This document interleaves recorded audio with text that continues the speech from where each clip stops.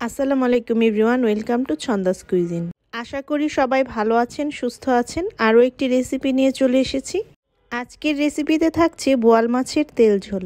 যারা আমার চ্যানেলটি এখনও সাবস্ক্রাইব করেননি, চ্যানেলটি সাবস্ক্রাইব করে পাশে থাকার অনুরোধ রইল। বোয়াল মাছের তেল ঝোল করার জন্য এখানে আমি 13 পিস বোয়াল মাছ নিয়েছি। বোয়াল মাছগুলো মেরিনেট করার জন্য দিয়ে দিচ্ছি পরিমাণ মতো লবণ। আমার এই বোয়াল মাছটা কিন্তু ব্রাহ্মণবাড়িয়ার তিতাস নদীর বোয়াল মাছ।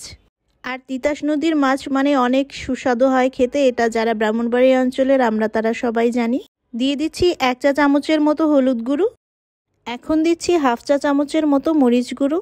এখন হাতের সাহায্যে মশলাগুলো যেন মাছের গায়ে লাগে ভালোভাবে আমি মেখে দিচ্ছি। আর বোয়াল মাছ কিন্তু ভাজার সময় অনেক তেল ছিটে, আর এই তেল ছিটে কিন্তু অনেক সময় গায়ে মুখে লাগতে পারে। তো সেজন্য আমি এখন দিয়ে দিচ্ছি 1 টেবিল চামচ পরিমাণ সরিষার তেল।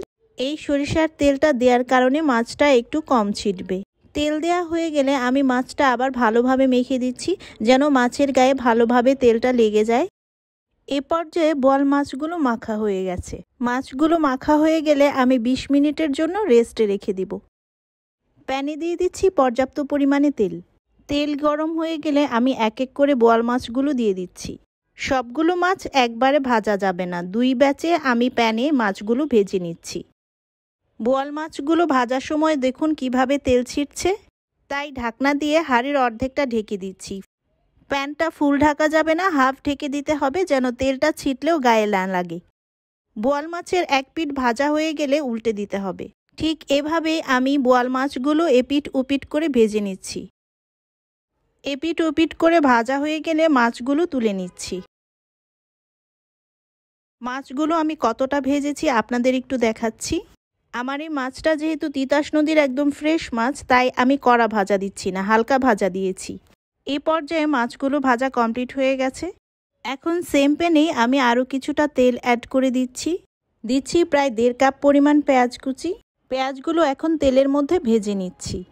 পেঁয়াজগুলো কিছুটা হালকা বাদামি করে ভেজে নিচ্ছি। এ পর্যায়ে দিয়ে দিচ্ছি 1 কাপ পরিমাণ পেঁয়াজ বাটা। এখানে যেহেতু বোয়াল মাছের তেল ঝোল রান্না করছি, সেক্ষেত্রে আমি পেঁয়াজের পরিমাণটা একটু বাড়িয়ে দিয়েছি। পেঁয়াজের পরিমাণটা বেশি দিলে গ্রেভিটা একটু ভালো আসবে। দিচ্ছি 1 টেবিল চামচ পরিমাণ রসুন বাটা। তারপর দিচ্ছি 1 টেবিল চামচ পরিমাণ আদা বাটা। তারপর তেলের মধ্যে মশলাগুলো ভালোভাবে ভেজে নিতে হবে যেন এর কাঁচা গন্ধ না থাকে। এখন দিয়ে দিচ্ছি 1 চা চামচ পরিমাণ হলুদ গুঁড়ো। তারপর দিচ্ছি 1.5 চা চামচের মতো মরিচ গুঁড়ো। এখানে ঝালটা আপনারা আরেকটু বাড়িয়ে বা কমিয়ে নিতে পারেন। দিচ্ছি 1 চা চামচ পরিমাণ ধনিয়া গুঁড়ো। জিরা গুঁড়ো এখন আমি ব্যবহার করছি না, পরবর্তীতে ব্যবহার করব। সবগুলো মশলা তেলের উপর ভালোভাবে কষিয়ে নিতে হবে। দিয়ে দিচ্ছি সামান্য পরিমাণ পানি। তারপর নেড়েচেড়ে মিশিয়ে দিচ্ছি। কষানোর এক পর্যায়ে তেলটা যখন উপরে চলে আসবে, এখন দিয়ে দিচ্ছি 1 চা চামচের মতো গরম মশলা গুঁড়ো। দিচ্ছি উঁচু করে 1 চা চামচের মতো লবণ। এখন সবগুলো মশলা ভালোভাবে কষিয়ে নিচ্ছি। এ পর্যায়ে অ্যাড করে দিচ্ছি প্রায় 3 কাপ পরিমাণ পানি। এখন একটি ঢাকনা দিয়ে ঢেকে অপেক্ষা করব 5 মিনিট। এ সময় চুলার আঁচ হাই হিটে থাকবে। পানিতে বলক চলে আসলে ঢাকনা উঠিয়ে দিয়ে দিচ্ছি ভেজে রাখা বোয়াল মাছগুলো। মাছ দেয়া হয়ে গেলে একটি ঢাকনা দিয়ে ঢেকে দিচ্ছি। ঢাকনা দিয়ে ঢেকে অপেক্ষা করব 10 থেকে 12 মিনিটের মতো। এরপর ঢাকনা উঠিয়ে লবণটা আপনারা অ্যাডজাস্ট করে নেবেন।